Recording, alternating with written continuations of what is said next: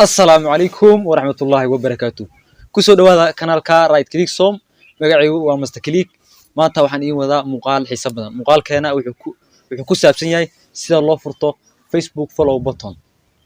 Intaan u guda galin muuqaalka waxaan ka codsanayaa inaad kanaalka subscribe saartid sidoo kalena like siisid muuqaalka. Haddii aad daawanayso hadda oo ku cusub tahay kanaalka.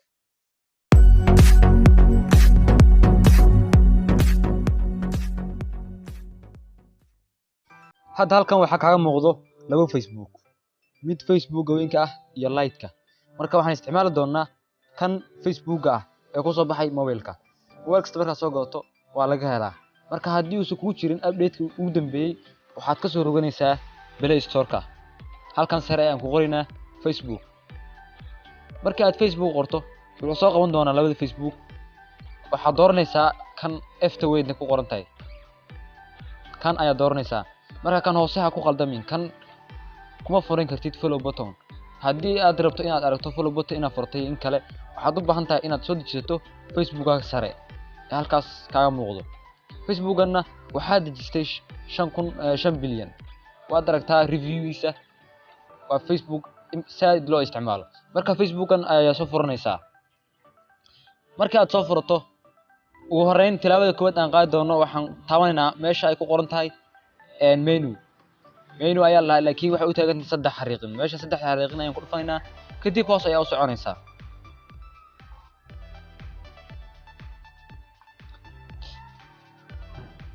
waxaan ku dhufaynaa meesha ku qoran tahay setting and privacy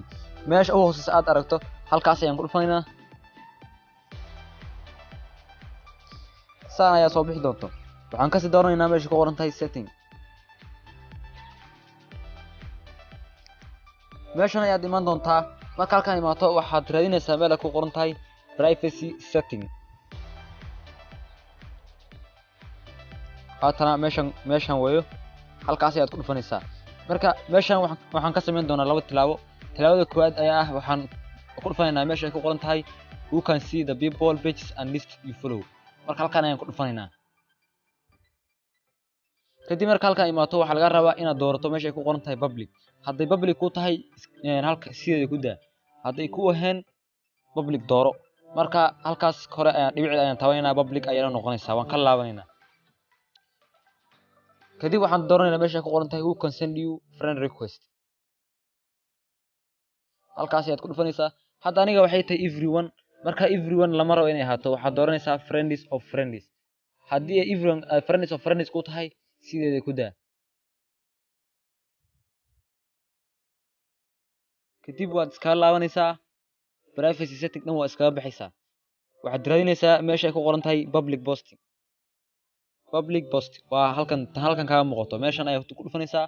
meel kasta wax ka dhigaysaa public aniga hadda way tahay horay ayaan u samaystay marka public ayaan ka dhigtay haddii adiga ay ku ahayn public ka dhigo hadda kadib markii aad intaa samayso waad iskaga laabanaysaa iskana xaqiij inay ku tahay public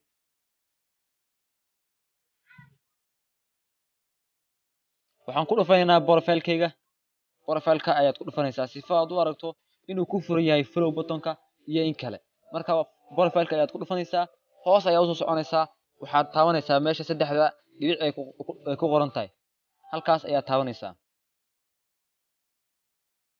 kadib waxaad kasii dooranaysaa meesha ku qoran tahay view as halkaas ayaa ku dhufanaysaa waxaa kuu soo bixi doono follow button hadduu ku furan yahay sidan ayay kuu soo bixi doonto marka aad stepskaas dhan aad soo moodo